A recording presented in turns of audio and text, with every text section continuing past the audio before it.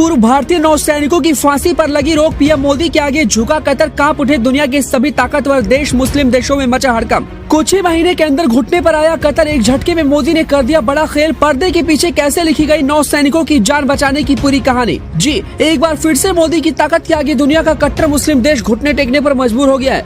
कैसे मोदी की डर की वजह से कतर ने अपने पैर पीछे खींच लिए। एक बार फिर से पूरी दुनिया में मोदी का डंका बजा है। मोदी ने नामुमकिन को भी मुमकिन कर दिखाया है। जिस खबर को सुनने के बाद भारत में हड़कंप मच गया था। 8 पूर्व भारतीय नौसैनिकों के परिवार की नींद गायब हो गई थी। दिन रात सुबह शाम बस अपने परिवार के नौजवानों की जान बचाने की ऊपर वाले से प्रार्थना कर रहे थे। ऐसे में कई महीनों बाद प्रधानमंत्री मोदी की कोशिश की वजह से इन नौसैनिकों को नया जीवन मिला है। बताते चले कि भारत के आगे कतर ने जैसे ही सरेंडर किया, 8 पूर्व नौसैनिकों की फांसी पर रोक लगाई, वैसे ही दुनिया के सभी मुस्लिम देशों में हड़कंप मच गया। ज्यादातर भारत विरोधी मुस्लिम देशों की नींद गायब हो गई। यहाँ तक कि दुनिया के बड़े देश जैसे अमेरिका, रूस, ब्रिटेन भी मोदी की इस ताकत को देखकर दंग रह गए, क्योंकि कतर के संविधान में जो नहीं था उसके खिलाफ जाकर कतर को झुकना पड़ा है। और अगर गलती से भी इस कतर ने 8 पूर्व नौसैनिकों की फांसी पर रोक ना लगाई होती तो उन्हें इस बात का पता था कि कैसे उनकी बर्बादी शुरू हो जाएगी। ऐसे में देखा जाए तो मोदी ने साल 2024 लोकसभा चुनाव से पहले मास्टर स्ट्रोक खेला है, क्योंकि भले ही ये मुद्दा देश की राजनीति से हटकर है, लेकिन कहीं न कहीं इसका असर आने वाली लोकसभा चुनाव में जरूर दिखाई देगा। ऐसे में देखा जाए तो मोदी ने कई दांव चल दिए हैं। बताते चले कि कतर के द्वारा 8 पूर्व भारतीय नौसैनिकों की सुनाई गई फांसी पर रोक लग गई है।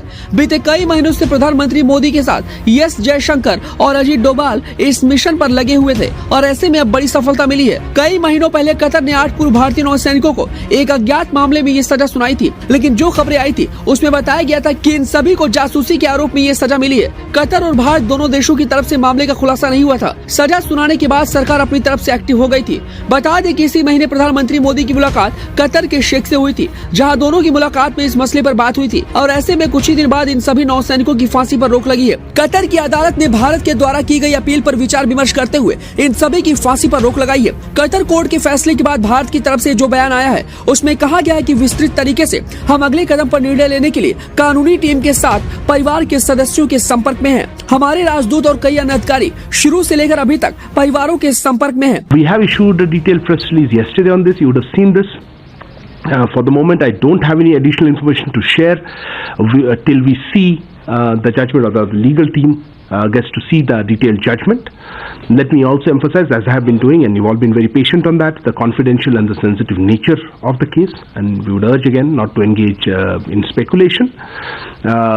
The interests of the Indians and their family members is our foremost concern. And so please bear with us. Let's find out exactly what it is. We have noted, and the press release did say, and I have it here, says that the sentences have been reduced, but till we have more details, I don't want to comment. We will also, of course, be discussing the next possible steps with legal team and the family members. So that's what is what I can share for the moment. फिलहाल सभी 8 पूर्व भारतीय नौसैनिक सुरक्षित अपने वतन वापसी को तैयार है। देखा जाए तो मोदी ने इन सभी की फांसी पर रोक लगाने के लिए जो कदम उठाया है उससे देश और दुनिया भर में एक बार फिर से ये पता चल गया कि मोदी अगर चाह ले तो कुछ भी हो सकता है। देखा जाए तो जो फैसला आया है और जिस तरीके से प्रधानमंत्री मोदी की जीत हुई है, ऐसे में इसका असर आने वाली लोकसभा चुनाव में भी पड़ना तय माना जा रहा है, क्योंकि कहीं न कहीं ये देश का एक बड़ा मुद्दा था। और ऐसे में जब लोकसभा चुनाव होंगे तो कहीं न कहीं इस मुद्दे पर भारत की अंतर्राष्ट्रीय ताकत को रैलियों के जरिए वोटर पर साधने की पूरी तैयारी होगी। तो इस सफलता पर आपका क्या कुछ कहना है, हमें अपनी राय कमेंट कर जरूर बताएं।